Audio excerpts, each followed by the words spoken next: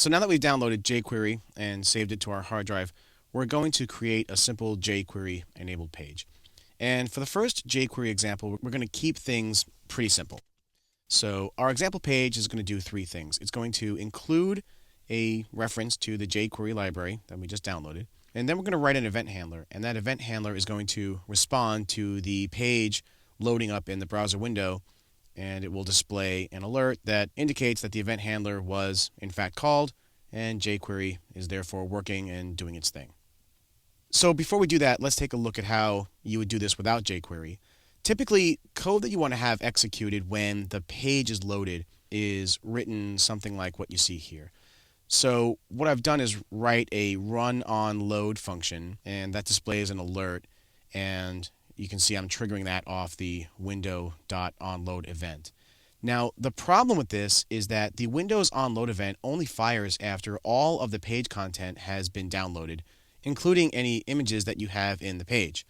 It's also a lot harder to add multiple independent onload functions because if you want to have more than one function run on the window onload event, you have to cram them all into this one function here, or you have to use the DOM event model to do that, which is different among browsers.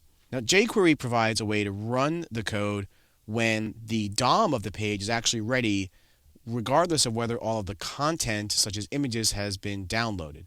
And that's called the document.ready event. And it also makes it a lot easier to write modular independent onload functions, and jQuery will just chain them together. So let's see how to do this the jQuery way. To do this in jQuery, you write a document.ready event handler, and it's written like the code you see here. So this little $ character, that's the jQuery object. And you can write the $, you can write jQuery and call functions off of that. However, most of the jQuery code you'll probably see in practice is written using this $ character right here. And that's where all of jQuery's functionality is accessed from. So what I'm doing here is writing the jQuery object and calling the function with the parameter of document and then .ready. And I'm passing it this anonymous function that will display an alert when the page is loaded. Now, if you're not familiar with anonymous functions, I covered this subject in my course titled Practical and Effective JavaScript, which is also available here on lynda.com. So you might want to check out that title to learn a little bit more about anonymous functions. However, you can also just do this the old-fashioned way. You can write an independent function, give it a name, and then pass the name of that function here. I'm just doing it this way because it's a bit more succinct and concise to do it this way.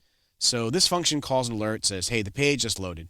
Now, this code will now execute when the DOM of the page has loaded and is ready for use rather than just waiting for all the page content to finish downloading.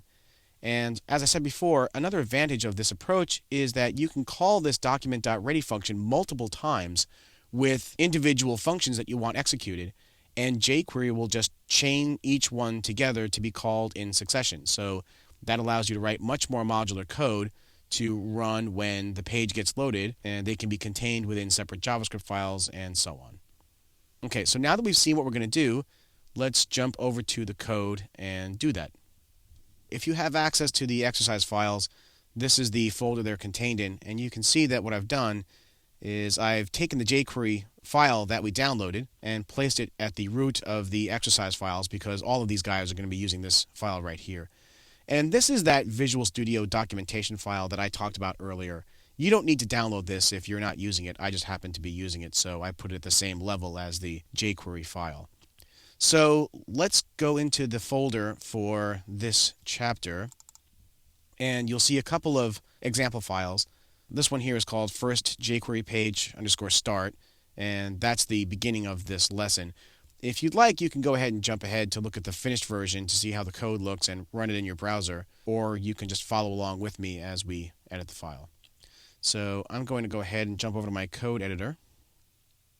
So here we are in my editor, and I happen to be using a free version of Visual Web Developer 2008 Express, and you can freely download that from Microsoft if you're running on Windows, but there's a bunch of other tools you can use. It doesn't really matter which text editor you're using as long as you're comfortable with it. So what I'm going to do is insert a script reference to the jQuery library. So I'm going to go ahead and type script. and the type is JavaScript, and the source is equal to, I'm just going to type the little relative URL back up to that jQuery library, which is located up at the root level. So that's jQuery-1.3.2.js. Now, at the time I'm recording this, 1.3.2 is the most current version, but you might have a later version. So that's all I need to do there. Okay, so now I've included the jQuery library. So now what I need to do is write the script code. So I'm going to write another script tag down here. And this one's going to be inline, so I'm just going to type equals text JavaScript. And now I'm going to write the $, that's the jQuery object.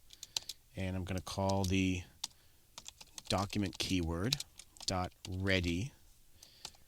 And I'm going to pass that a function. Okay.